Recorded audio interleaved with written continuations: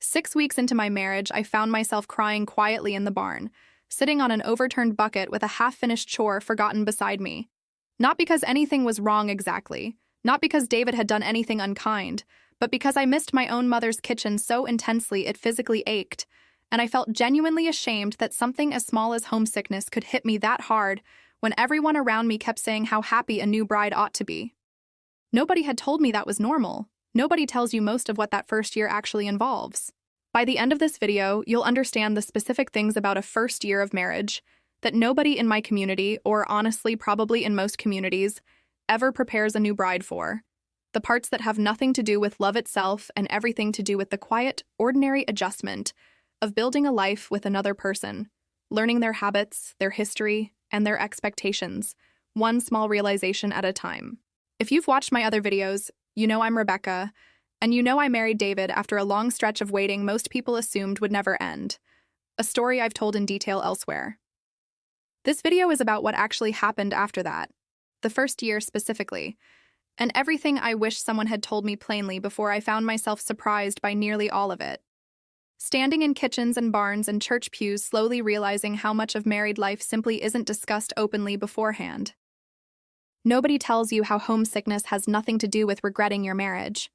That morning in the barn, I loved David completely, and yet I ached for my mother's specific way of humming while she worked, for my sister's voices down the hall, for a kitchen I could navigate with my eyes closed, for the exact creak of the third stair that had announced my arrival home every evening of my entire childhood.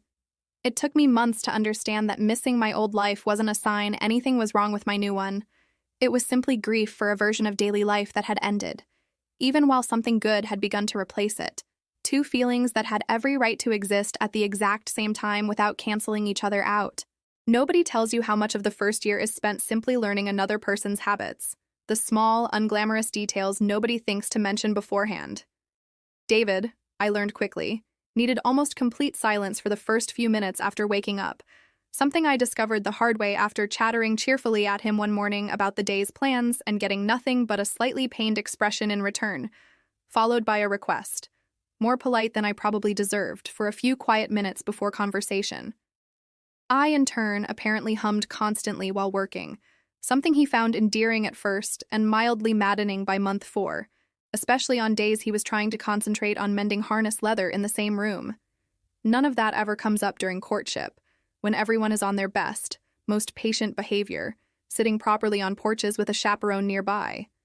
Marriage is where you actually learn these things, slowly, sometimes through mild friction, before you learn to simply laugh about it instead.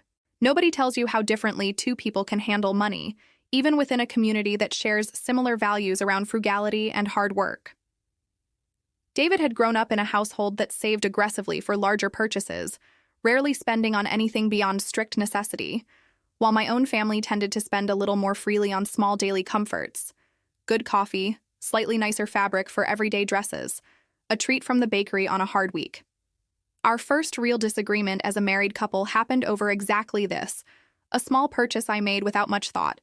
A slightly better quality thread for sewing that cost a little more than the usual, that David quietly questioned when he saw the receipt, not angrily, but in a way that revealed how differently we'd each been raised to think about spending. It took real conversation, more than one conversation actually, sitting down together with our small ledger book more evenings than I expected, to find a rhythm that worked for both of us rather than simply defaulting to whichever habit felt more familiar to each of us individually. Nobody tells you how complicated it can feel living with in-laws during that first year, even in-laws as genuinely kind as mine were.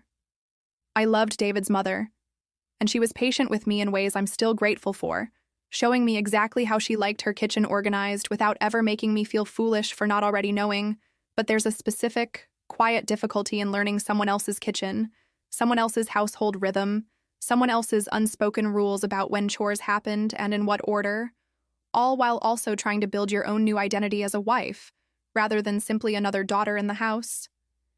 I remember feeling, more than once, like a guest still learning the house rules rather than a woman settling into her own home, a feeling that took the better part of that year to fully resolve once David and I finally moved into our own place, the following spring, where I could finally arrange a kitchen entirely according to my own preferences for the first time.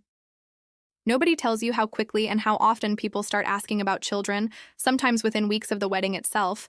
Comments that feel harmless to the person asking, but land differently on a couple genuinely still adjusting to simply being married. I remember an older woman at church asking me, barely 2 months in, whether I had any news yet, in a tone that suggested genuine disappointment when I said no, as though I'd somehow fallen behind an expected schedule already. And I remember forcing a polite smile while feeling a small, unexpected sting from the question. It happened again at nearly every gathering that year. Different women, same essential question, phrased slightly differently each time, until I started almost anticipating it before we'd even arrived anywhere. That pressure, quiet and constant, was something nobody warned me I'd have to navigate on top of everything else that first year already asked of me. If you're wondering what actually helped David and me get through that difficult first stretch, stay with me because it wasn't any single conversation, but a handful of small habits that made a real difference.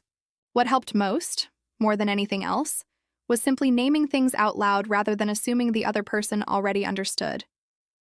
When I felt homesick, I told David plainly, instead of hiding it or pretending everything was fine, and he responded by making sure we visited my parents more often than either of us had initially planned, sometimes just for a quiet Sunday afternoon rather than any special occasion.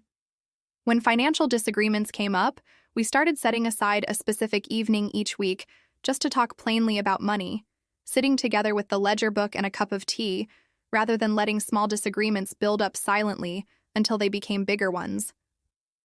When I felt overwhelmed living with his parents, I finally told his mother directly, gently, but honestly, one afternoon while we were shelling peas together on the porch, and she responded with more understanding than I expected, having apparently gone through something similar herself decades earlier with her own mother-in-law, a detail she'd never once mentioned until that exact conversation.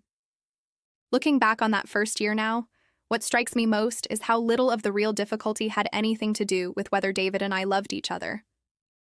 We did, completely, from the very beginning, and neither of us ever once doubted the other's commitment during any of these small adjustments. The difficulty was almost entirely about two individual people, each with their own habits, history, and expectations, slowly learning to build one shared life together, a process that takes real time no matter how strong the love underneath it happens to be. I wish someone had told me that plainly beforehand, that struggling through adjustment doesn't mean anything is wrong with the marriage itself.